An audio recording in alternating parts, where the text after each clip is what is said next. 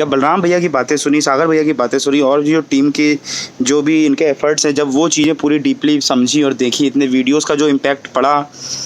वो ये मैंने समझा कि कंपैरिजन, इसे कह लीजिए कि कंपैरिजन है कि बाकी इकोनॉमिस्ट क्या कर रहे हैं, वो गाइडलाइंस दे रहे हैं, ठीक है आप ऐसा करो ऐसा करो ऐसा करो, ठीक है। वो मैं नहीं कहता कि मैं कोई नहीं होता जज करने वाला किसी को, और मैं ये नहीं कहता, वो अच्छी चीज़ें बता रहे हैं, ठीक है, लेकिन उन्होंने प्रैक्टिकली नहीं करा हुआ है। शायद उन्होंने फील्ड में करके उन चीज़ों को देखा नहीं कि वो होंगी या नहीं होंगी, वो कितना इफेक्टिव है फील्ड में।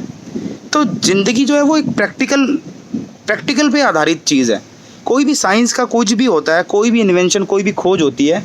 तो पहले खोज की जाती है, फिर उसकी थ्योरी लिखी जाती है। पहले उसका इन्वेंशन किया जाता है, फिर उसकी थ्योरी लिखी जाती है। थ्योरी प्रैक्टिकल से आधारित होती है, प्रैक्टिकल थ्योरी से आधारित नहीं होता है। हम किसी चीज़ की मनगढ़ंत कहानी बनाकर और उसके ऊपर काम नहीं शुरू कर सकते हैं।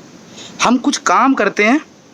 और उससे फिर वो जो रिज़ल्ट आता है उसके आधार पे हम थ्योरी बनाते हैं। तो बलराम भैया की और बी किसान की और इनकी पूरी टीम की मेरे को सबसे अच्छी बात ये लगती, क्यों मैं जुड़ा हूँ इसका जवाब दे रहा हूँ, कि इन्होंने अपने 10, 12, 15 साल की जो रिसर्च है ना, जब वो रिसर्च कंप्लीट हुई है तब वो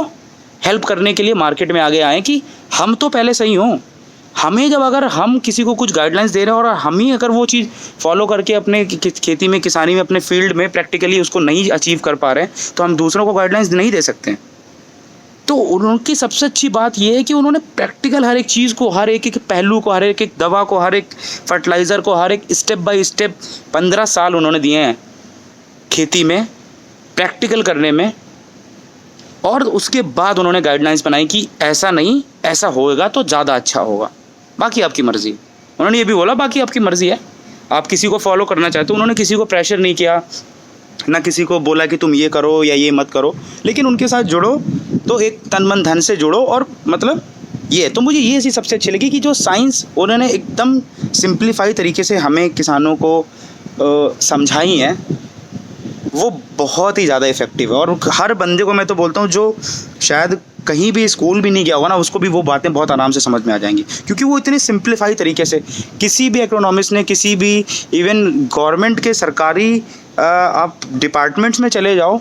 उनको भी शायद पता तो सारी चीज़ें होंगी, लेकिन वो भी शायद इतने अच्छे से एक्सप्लेन नहीं कर पाए कि अगर फील्ड में ये चीज़ ड्रिप इधर रखा है तो क्यों है, ड्रिप उधर होगा तो क्या इफेक्ट होगा, दरारें आ रही हैं फील्ड में तो उसका क्या इफेक्ट है, दरारें नहीं आएंगी तो क्या होगा।